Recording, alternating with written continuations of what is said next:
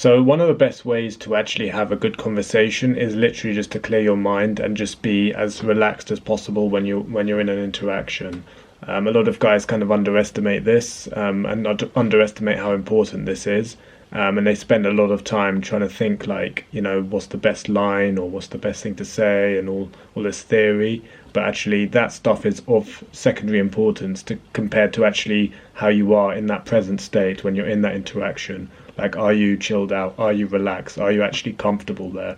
Because if you're not, then potentially you're going to be jumping ahead too much. You're just going to give off, nervous energy, and you're just not going to be able to think straight. It's about, a lot of it is about actually being present in the moment, which will enable you to actually say those things which are actually powerful and are actually, high level stuff. So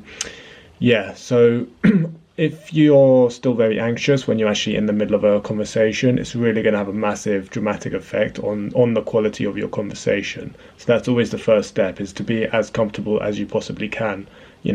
So if it means spending more time having sort of boring, mundane conversations, but actually working on that anxiety aspect, then that's absolutely fine.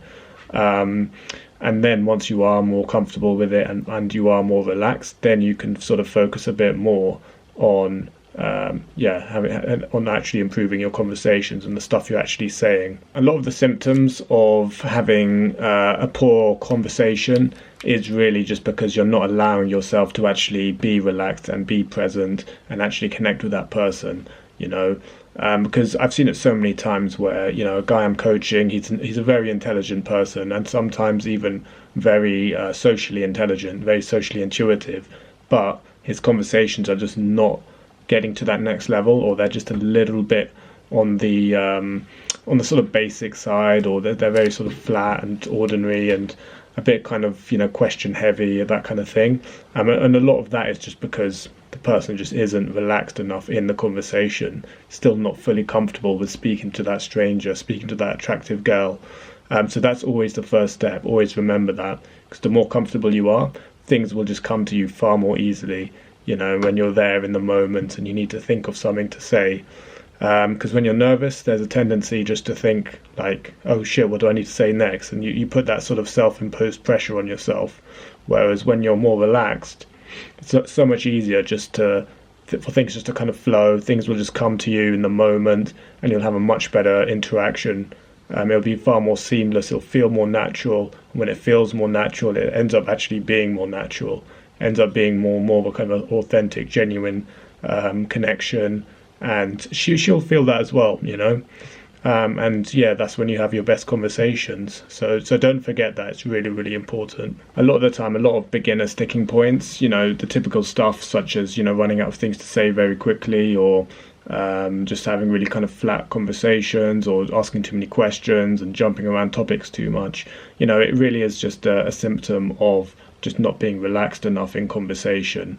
Once you are more comfortable in conversation, that stuff, generally speaking, it tends to be a little bit more eradicated, and then you can actually focus on, building that more powerful connection and thinking of how you can actually, just have that better sort of connection. You can actually think more in terms of the theory stuff, because it's almost slightly pointless thinking of all this theory stuff when you're not even fully relaxed yet in the conversation.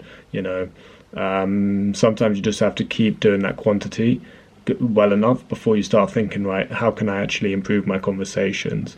Because obviously a big part of this is literally just going up and facing the anxiety, but then the other part of this is how can I actually optimize what I'm doing on a social skills level, because that's going to sometimes be, that's obviously a really powerful sort of toolkit in your arsenal when it comes to doing day game. It's like that value proposition, a huge part of that is that kind of social value exchange.